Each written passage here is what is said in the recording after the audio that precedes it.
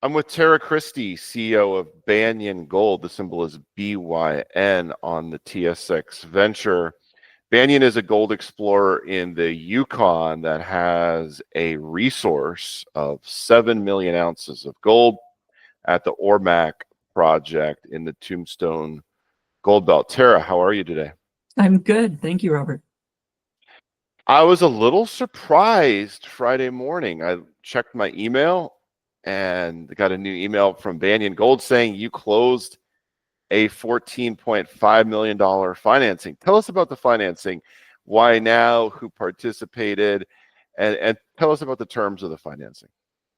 Well, you probably noticed that the terms of the financing were pretty advantageous. 24 cents for the back end hard dollars, 33.6 for the flow through. And we're currently trading, or we were trading 21 to 22 cents. So I think it's pretty unusual to do a premium financing with no warrants these days. And I think that people can probably imagine it's because we had a strategic investor who made us an offer. And sometimes when you have a really good shareholder, you should consider, and that's going to be, behind your back and is going to be there long term and understands the mining industry, that's pretty solid hands to take money from. So the majority of the financing was one investor. And then 3 existing shareholders and insiders participated. So it's I think that shows confidence. Insiders participated above market in this financing. So 14.5 million. I assume that the company had quite a bit of cash already. So I assume you're probably above 20 million in total now in the treasury. Why now, and how much runway does that give you? Yeah, so around 24 million actually. So pretty strong treasury now. And we've learned from last year that you really have to use your treasury well. And remember, last year we raised money in June, and then there were the events in the Yukon which were fairly negative, and we really cut back our exploration program so that we had money for 2025. And we were planning to launch and do our exploration program with the funds we had in the bank. We're still a little bit in the shadow of those events because of the receiver and what's going on. And, I don't think all of that is lifted. So because of that, we are being very cautious to plan through 2026 with this funding, including for exploration in 2026. So you'll see us be able to do an upsize program this year, but we won't be living under that shadow of needing to raise money in the near term. And with great solid shareholders, we had some amazingly solid long-term shareholders that saw us through last year. I think this positions us even better for that. And should we start to get some love in the market, you can always spend money and upsize your exploration program. But you'll see that we're going to start drilling here fairly soon. We've got some really exciting high-grade targets to follow up on. We learned a lot. Yet last year was our best technical year ever. What we learned, despite that, sometimes when you slow down and you have time to really think about things and look at the geology, you learn a lot. And you see we've added to our team, positioned ourselves for this year with a team that knows this pre-development. We worked hard over this winter to understand what we learned from some of those high grade and what it means for our exploration this year to really help us find more high grade and understand where else on the property we might have some of that. Yeah, I do want to talk about some of the recent additions to the team, but first let's talk about the drill results, because something that was a step change for me as a Banyan shareholder and observer of the company for 8 years now is the results that you've been announcing since January. Banyan at Powerline, the average grade of the deposit is about 0.63 grams per ton gold. I'm used to seeing intercepts of 0.5 grams, 0.6 grams, maybe 0.7 grams. But January 13th, you put out 2.13 grams per ton over 32.6 meters at Powerline.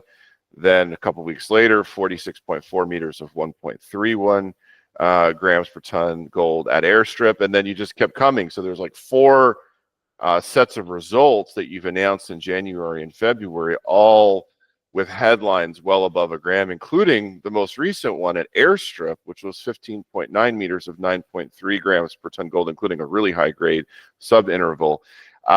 What do you attribute the success in 2024 to? What's helping you find the higher grades?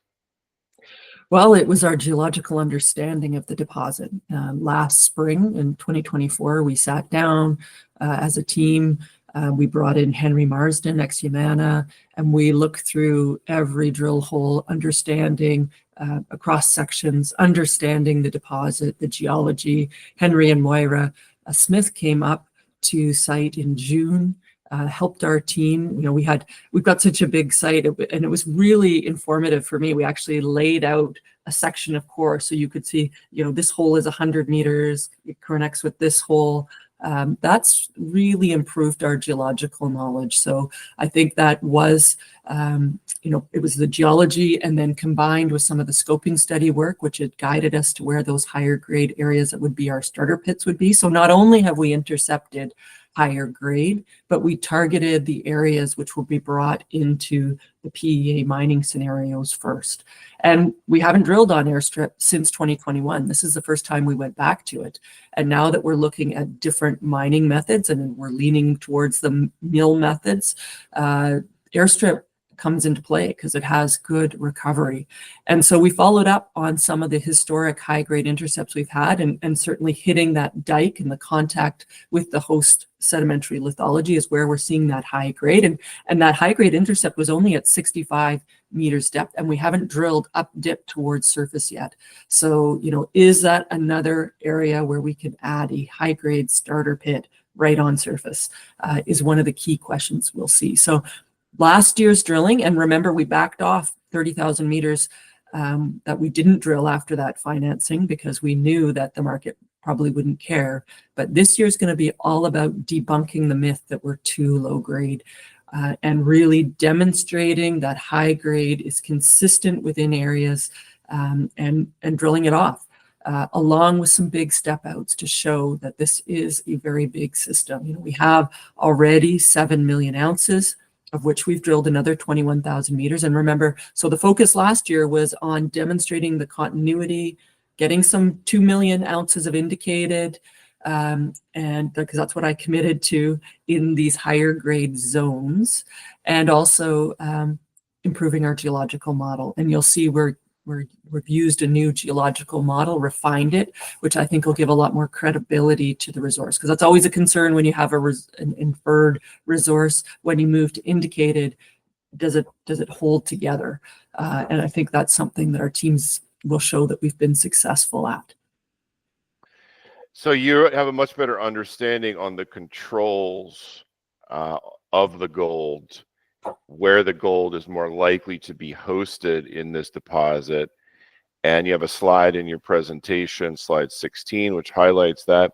You know, something else I noticed about the two deposits, Powerline and Airstrip, it seems to me, okay, so Airstrip is higher grade on average. It has some really nice pockets of higher grade, above 0.8 grams per ton gold, including some really high grade sub pockets, but it seems like it might be more limited in terms of its scale potential. But Powerline is still wide open. It's really large, not quite as high grade as Airstrip, but obviously much bigger, with the potential to grow even larger. So what are you thinking? I mean, obviously it's still early days here. You're not ready to start mining, but will this be started as 2 starter pits, with one at Airstrip and one at Powerline, or do you just focus on Powerline first? Well, that's exactly why we're doing the PEA, and we've run a few scenarios now. We're waiting for the updated resource to really determine where that would be and run the PEA simulations. But I think it's really important to understand Airstrip's not closed off. Powerline's not closed off. We simply haven't drilled on it. Did we drill as much on Airstrip as we wanted to last year? Absolutely not. That's one of the areas where we actually cut our drill program last year. You'll notice there's one strip of holes between Airstrip and Powerline, and there's one of them, the closest one to the power line, is higher grade. That's where we also had another one of those high grade intercepts. So, we're seeing 3 strong east-west trends, 1 through Airstrip, 2 through Powerline. We think we can expand both of those. And we think there's another one likely between them. So Airstrip and Powerline likely connect. And you saw that in that section. There's a whole area in between Airstrip and Powerline that's just simply not drilled. So we think we can connect in between the two of them. And long term, for a mining project, you'd probably drill that all off so that you understand whether or not it's going to be 2 distinct pits or 1 large pit at some point.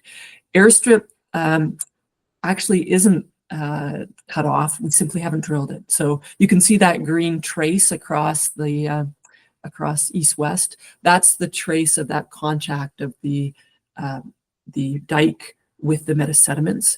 And again, now that we've got an idea of where to hit, and we've hit it 5 times, all of them over 5 grams. So now we can trace it. We've got enough information to go out and drill it, and we can start to drill it up dip towards the surface. So that could be quite significant in adding ounces on the deposit. And here you can see it there. Airstrip, a lot of the up dip side right to surface hasn't been drilled. You can see that in this section. Those are pretty short little holes that could add a lot of ounces. And the geophysics we did last year, both the ZTEM and some of the 3D inversions of our existing data's given us some proximal targets to expand both Airstrip and Powerline, and some more distal targets. And I think that'll be one of our goals for this year, is to potentially have some step outs that show that this has lots of room to grow. And you can see that. You see both east and west in the top right, left, out from Powerline. We had drilled 2 holes. They were both mineralized. Those are pretty big step outs when you look at how far away they are from Airstrip and Powerline. And, the one to the east, we think that actually looks like Powerline mineralization.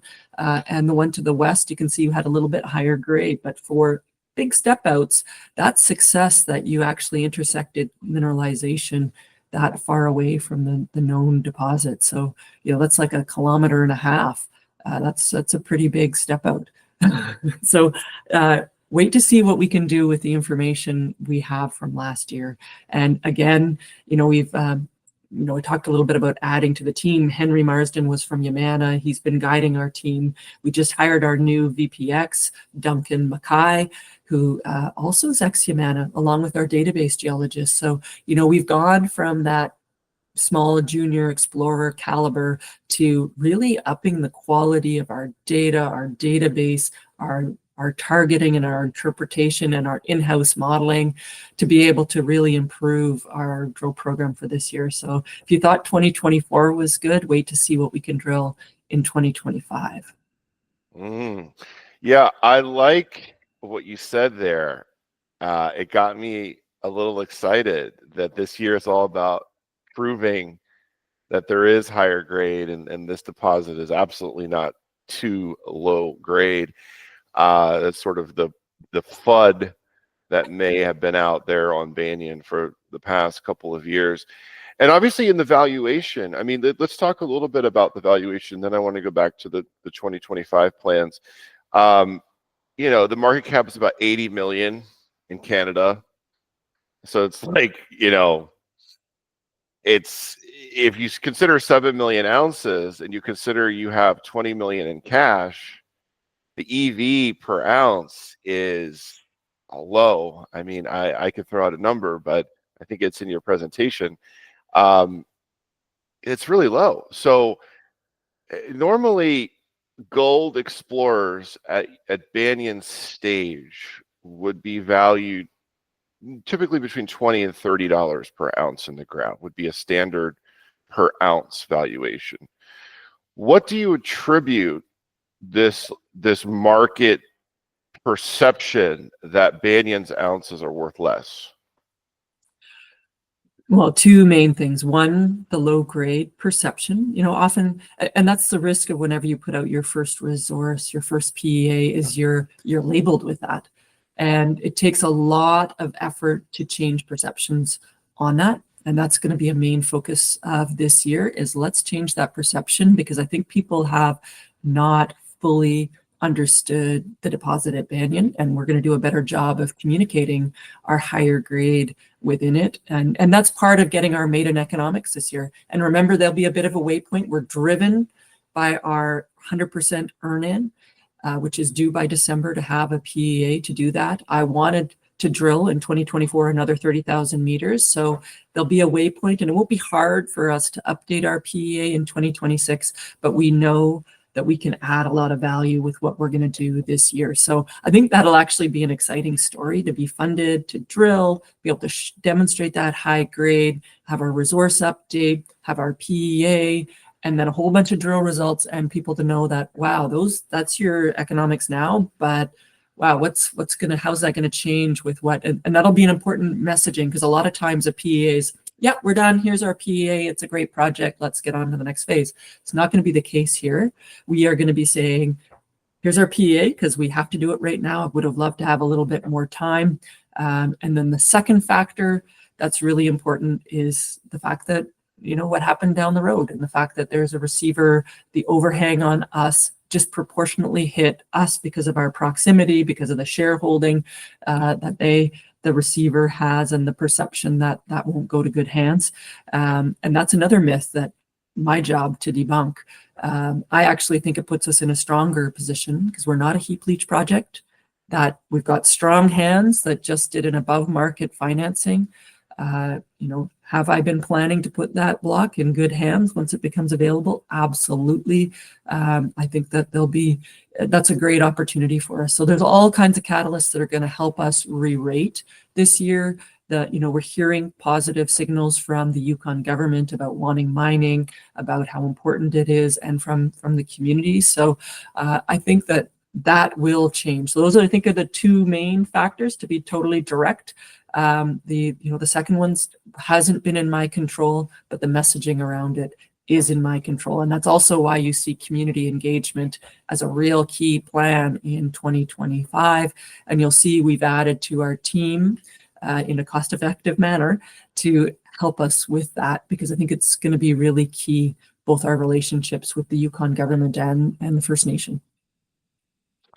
If there is a silver lining to some of this tariff stuff, which I don't want to get into, but I'll say this tariff stuff, I've had the experience of observing Canada waking up a bit to its resources and the endowment that the country has, this incredible wealth that has been handed down by Mother Nature, by the earth.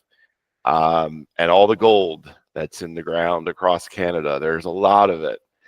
And it just needs a little political will, a little support from regulators in the government, and a lot of jobs can be created. So let's just leave it at that. I hope Canada continues to wake up. I hope sanity prevails. My hope is the US and Canada will be an alliance, be friends, work together.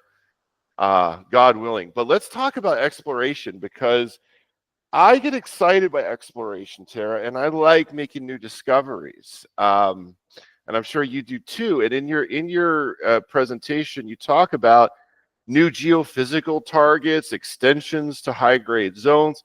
Tell me all about that. Well, that's something we're really excited about this year. That puts us back on the discovery side of the Lassonde curve. And people are like, well, you've already got so many ounces. How many more do you need? Well, a new high-grade discovery, and something that shows this is actually much bigger than it already is thought to be, would be very significant for us. So yeah, it's time to drill a few of those holes. And actually, we're gearing up to go drilling for the start of April. You'll see us really launch into action here on that. And we've had to kind of rationalize our targets, because we have more that we could drill than we're going to spend in budget this year until we get some success and demonstrate that. So we'll have even with leaving ourselves almost $12 million for 2026, we'll still have 30,000 meters plus that we can drill this year. We are a very efficient exploration company. Our all-in drill cost is exceptionally low, even with these tariffs. And if we get the carbon tax, Canadian carbon tax off fuel, that will have a big impact for us, because that's one of our largest exploration costs. We don't have helicopters, but diesel for the generators, people, physical drill costs, and fuel are our three major costs. So if we can get one of those to drop significantly, that'll be a huge advantage to us, and it'll mean more drill holes that we can drill this year. So yeah, I'm really excited. I'm seeing new drill plans come in every day, and we're discussing what ones are going to add the most value, and what order and sequence they need to be drilled, both from a perspective of because we go out and drill on the snow and the ground's frozen, which can cost a lot less for some of these areas. You don't have to build roads, and then we'll have a long summer season to be able to operate. So I'm really excited about that. That's what I love. It's what my team is exceptionally good at, yeah, I've got lots of our long-term staff are coming back. And remember, last year we're 52% Yukoners. So, Yukoners should get behind and support us, because we're one of the ones that's actually providing some pretty key jobs. 30% of our staff actually come from the local community last year. So, we are an important employer in this part of the Yukon. So you said drilling to start in April. That's just around the corner. And that would also help to explain the financing, the timing of the financing. What can you, so, I like details as a lot of, other investors do. Do you think you'll put out news talking about some of these new targets that you've worked up and plans to test those targets? We will eventually. I'm not in a great rush. This financing means I want to focus on technical work to start with. And then I like to deliver on what I promise. So if we've got some risks that we're changing the plans, which we're still doing, we're still evolving, evaluating. We're not going to start drilling to, the beginning of April, even though our camp's already up and running. I think that I want to have the time to get it right so that we can, promise something that we're going to deliver on. And I think that'll set us up well for 2025. Okay, sounds good. Banyan had, I just want to go back in time a little bit, because I've been with the story since 2017. Like, I remember the first time I bought the stock was 7 cents. I do remember it traded at 5 cents for a long time. It felt like for over a year you could buy as much as you wanted at 5 cents. That was back, I think, in 2018. And then you guys had an incredible run from 2020 to 2022. And the share price went up over 1,000% during that time.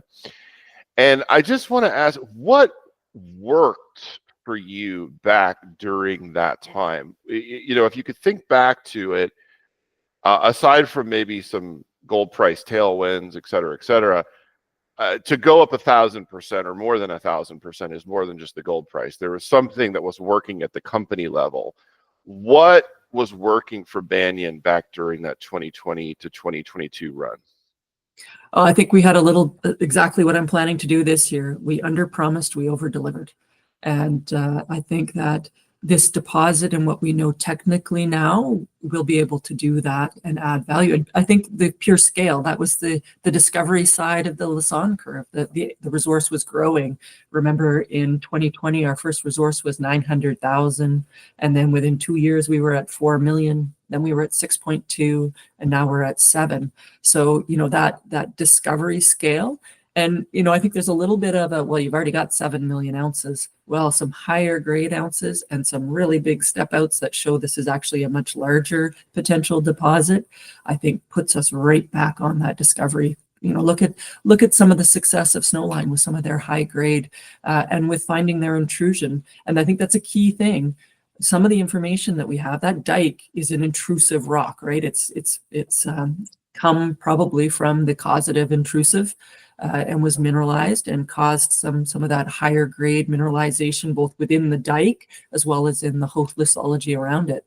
We've got a lot more information now around that, the geophysics, the work that we've been doing. We've had a master's thesis looking at, high temperature minerals and putting isograds across the property, along with understanding the orientation of that dike, understanding the lithological controls and structural controls on the deposit. That's a lot more information than we had before. And that, I think, makes our targeting even better. So for the layman out there, is the potential theory that that dike that you've intersected 5 times now, you said, or the contact, with the felsic dike into the sediments, if you trace that back to a source, it's going to be the intrusion? Could be. Yep. And this could have been a really long-lived system where there could be multiple areas where the intrusion comes up. It could be, we've known that there's a big thrust fault through here known as the Robert Service thrust. So there's a few pieces in here that this is complicated. And remember, this whole deposit has changed what we know about these intrusion-related deposits. Craig Hart, who's the expert on these deposits, used to say that generally the footprint on surface is 1 kilometer or less. But you look at our power line and it's 5 kilometers and probably bigger. So that alone has changed what people think about these type of deposits. So, we're kind of in an area of finding new things, but we're bringing in both experts that understand these and people that are creative, as well as using our own team. What do we know? To really help us with that targeting. And yeah, maybe we find the intrusive. And the message before has always been, this is big enough without finding the intrusion to be a significant deposit, particularly low strip ratio, has infrastructure, mineralization starts right on surface. These starter pit areas are right on surface. So, that's getting you into the development phase of the project. Some of this, exploration holes this year, clearly are that discovery focus that really brings excitement. So that's how I think we're going to repeat what we did in 2021 to 2020, 2020 to 2023, whatever those years were, especially in the context of this gold price, and that we're now a 7 million ounce plus deposit. That's pretty rare with infrastructure in North America, and with all this political craziness that's going on, being in a safe jurisdiction does matter. Yeah, you guys have a smaller version of Fort Knox right in the ground there at the AurMac project. It just needs to be extracted. What's the mood in the Yukon like right now, Tara? And from a mining perspective, from a First Nation standpoint, and how does Snowline's spectacular results, I mean, they've just continued to hit it out of the park. Some people are throwing out some wild numbers about how big that deposit could be. I mean, it's already 7 million ounces or 7.4 million ounces, I think. Quite likely it will grow a bit more. And their share price has grown a lot here in 2025. And now the company has a market cap above $1 billion, which is very rarefied air for a junior exploration company. Yeah. Well, it's great. The success is great for the Yukon, and that attention on these types of deposits. I think that's good for the Yukon, and it was a tough year in the Yukon, so having some positive momentum around mining is very positive, and having people talking about how important the Yukon is going to be in part of contributing to Canada's GDP certainly might help to move some of these projects along. So we are seeing some First Nations have been very supportive of mining and have said that openly. We know we need mining in the Yukon. We want it done right. And I think these types of deposits can be mined right. And certainly we're working hard to make sure that we are laying the groundwork for that as this project moves forward, and with what we're doing. So, and Snowline's doing the same. They're working hard to show that they're doing things right on the social side, and they've got great geology. Maybe we'll find our intrusion too. Yes, maybe you will. I'm optimistic on that. You know, Tara, this has been about I think it's been a 10-year journey for you now. I think we're getting into the 10th year now as CEO of Banyan Gold, and you own almost 5% of the company's total shares outstanding, and you participated in every financing as CEO. What's the end game for Tara? Well, as a big shareholder, I'm kind of agnostic about whether or not Banyan builds this or somebody buys it. I think the odds change depending on the sentiment around. I think there's currently a greater odds that some larger company buys it and builds it. But we are starting to change our team to that pre-development development team, and I certainly know what you need to do if that's the right direction for Banyan. And time will tell what happens there. I love the gold business. I've been involved in numerous projects over the year. Yeah, this is the largest public company project. So what's the end game? Well, I'll do this again if Banyan ends up being put in other hands. If not, I'm pretty committed. And it's actually just under 9 years because I started in summer of 2016 as the CEO. And so, we're 2025.